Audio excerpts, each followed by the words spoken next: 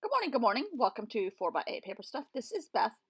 I already did this one time, but for some reason it didn't record. Probably user error, but I doubt it because I never make mistakes. Um, I am trying to come up with a page for the Philippines, and the part that I thought I recorded and I didn't was going through a map book. And he's going from island to island, and he's not talking about his stay in Manila at all. Him being Michael Palin. This is his book and his journey that he did in 1997, and I am living vicariously through this journey full circle around basically the Ring of Fire around the Pacific Ocean. And since I can't go anywhere, and he stays away from the cities as a main rule, pretty much. Either he's been there before or he doesn't want to focus on that. He wants to focus on people and traditions and scenery and life amongst the real people, not in a big, huge, gigantic city like Manila, which is super crowded and super polluted and super congested and everything else. So he's island hopping, and he started up north and he ends up down south. I guess that's logical, but he stops a couple long places along the way, and I had forgotten to make a title page. So today I'm making the title page.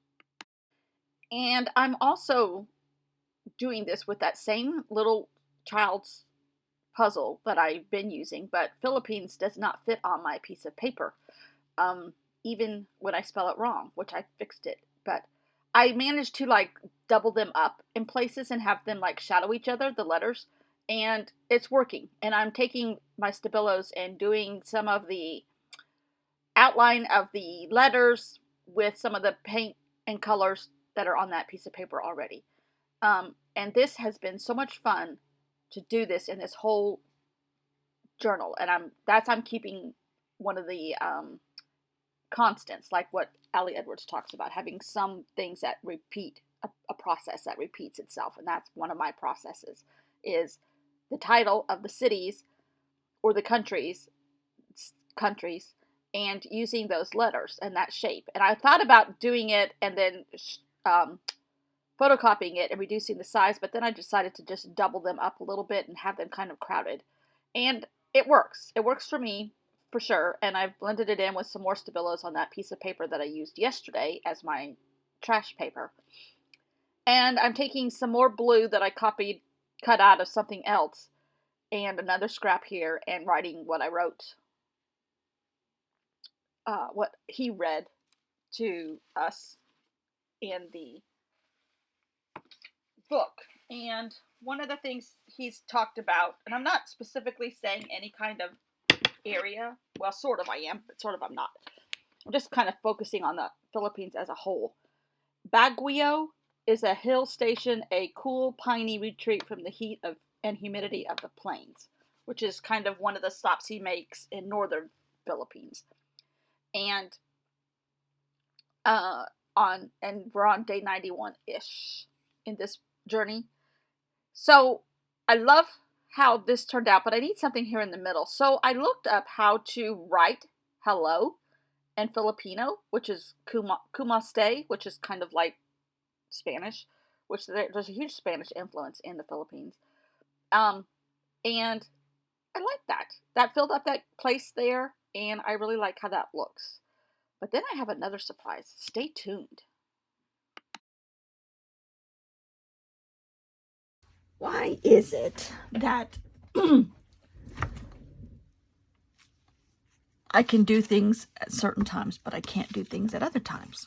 Because I've just been sitting here. My husband ran down the road to the bank, and basically it's an excuse to put the dog in the car and go for a ride. He had Zoom calls this morning, and he's tired of being stuck at a desk, and he's taking the dog for a ride. And we've already played our driveway tag. We've already been down to the water, him and I, read a little bit in my full circle, made my video for this morning, putting my stuff from the park up from over the weekend away, getting ready to go to art. And I had a pile of scraps right there, right here. And I was like, well, I mean, and you could see what was there. There's the lady in the little rice patty hat that I had already cut apart the other day. Another half of that writing that I had cut apart the other day. A barbershop in Vietnam that I didn't use. Some maps that I cut punches out of, circle punches. And some trim off of book pages. And this is packing from an Amazon box. And I was like, okay, I'm just going to, I'm now looking at it, and I don't like this obvious right here. So I need to put something else to block this off. But I love this. I'm like, I could photocopy this and make a whole journal using this. I love this. Actually, let's try this. This is a printable sheet that is hanging off the edge right here. Here's a little label. It's in French, which will make me very happy. Not a chicken coop. Curty, are you now the chicken lady? Can I call you the chicken lady? Remember, that's what I used to call the lady next door, the chicken lady.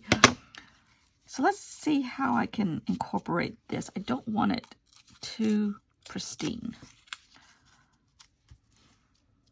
Oh, I like that there. Okay, that breaks it up enough for me. But I just had to share this little bonus. I'm just sitting here basically cleaning off my desk. And it's like, well, I'm tired of collecting all these tiny little pieces of paper. And I have to reduce the amount of paper that I have in this room because probably it's a fire hazard. Not probably, I'm sure it is. And I'm just sitting here doodling, gluing these things, sitting here. Oh, let's put this other piece over here somewhere. Yeah. I'm like, okay, why do I love this? I'm going to photocopy this and use it tomorrow. I'm like, that's just what's gone through my head. I'm like, you know what? I need to share this because I think I have felt like I'm very boring lately. I love this journal. I love the journey of being, not that I'm with Michael Palin, but you know, I feel like I'm retracing his steps, if nothing else. And you know what? This is so thick. And I'm on the last page. I wonder if I might just put this right in here and start on the next journal. And the fact that there's a little bit of blue and green right there does not bother me. I'm going to do that.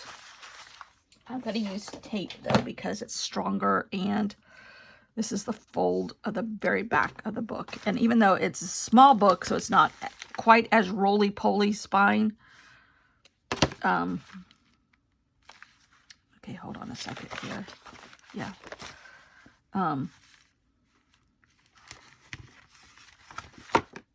It's going to get, you know, extra. Now, which bit do I want to cut off? I think the top, because I love how it curves around. I don't want it to come apart and be a journal hazard.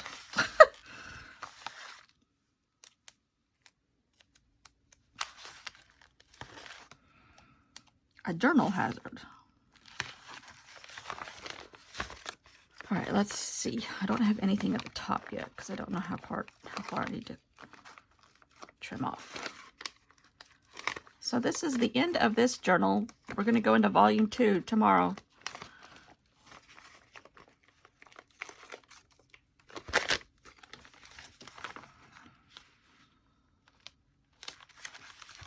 Now I need to make sure. Yikes. Ugh.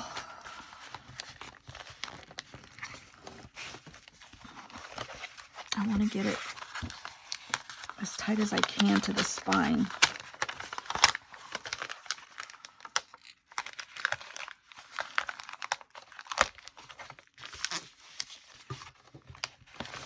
Okay, that's better. Sort of.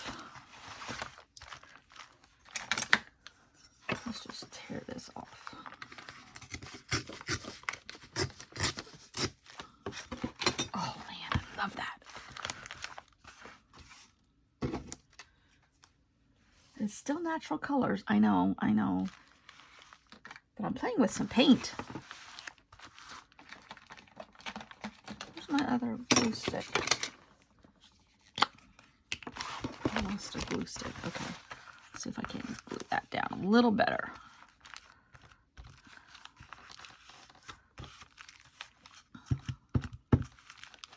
Oh, beautiful. To me, which is okay.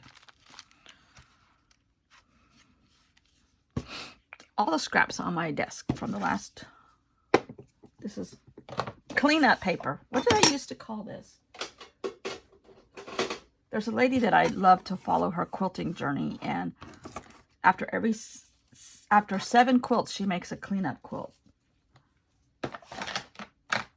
out of all the scraps that are left. I love this. Okay, see y'all tomorrow in a new